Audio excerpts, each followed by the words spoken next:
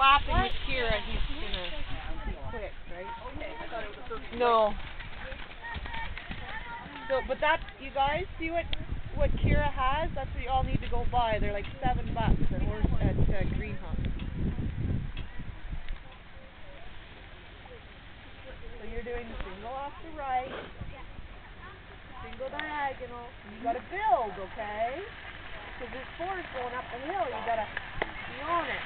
And you're 6, you got 7, right? And you need running. Speeding up. Okay?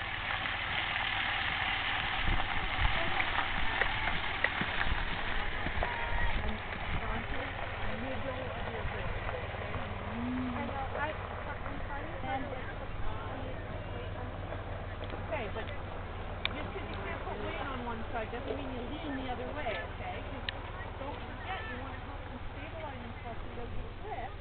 If you're leaning on the inside, it's putting all the weight on there, he's going to slip. Okay?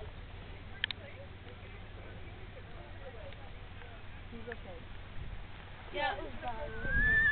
And here are the results of our baby hunter class over fences, our first one. And our winner is entry 103.